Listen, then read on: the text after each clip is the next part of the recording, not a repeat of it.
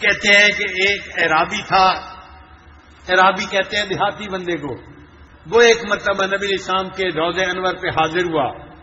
اور اس نے عجیب دعا مانگی، کہنے لگا اے اللہ تو میرا مالک ہے، میں تیرا بندہ ہوں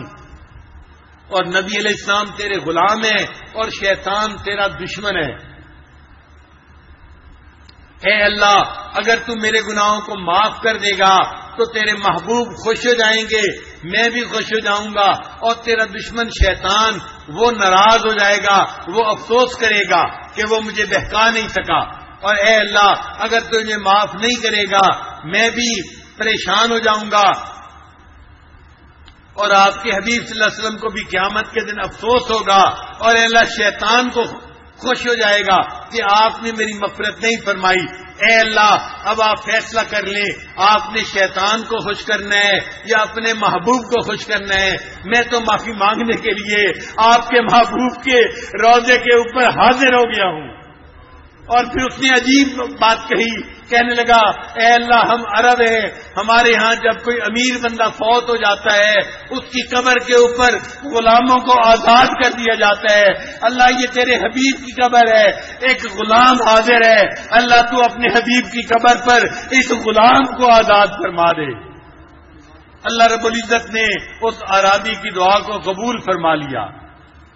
آج ہم بھی یہی دعا مانگیں، اے اللہ ہمارے علاقے میں ہم نے یہ دستور دیکھا ہے جب کسی گھر کا کوئی غلام کوئی خادم خدمت کرتے کرتے بوڑھا ہو جائے تو ان الملوک اذا شابت عبیدہم، اے اللہ جب بادشاہوں کا کوئی غلام غلامی کرتے کرتے بوڑھا ہو جاتا ہے، بال سفید کر بیٹھتا ہے، اللہ پھر وہ بادشاہ اس پر رحم کھاتے ہیں اور اس کو آزاد کر دیتے ہیں۔ اے اللہ ہم بھی کلمہ پڑھتے پڑھتے اپنے بالوں کو سفید کر بیٹھے ہیں، اے اللہ آپ کے گھر میں حاضر ہیں، رمضان کا مبارک مہینہ ہے اور جہنم سے بچنے کی رات ہے، اللہ آج کی رات میں ہمیں بھی جہنم سے آزاد فرما دیجئے اور ہماری توبہ کو بھی قبول کر لیجئے۔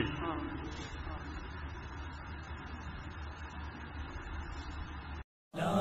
الہ الا اللہ، لا الہ الا اللہ، لا الہ الا اللہ، لا الہ الا اللہ، لا الہ الا اللہ۔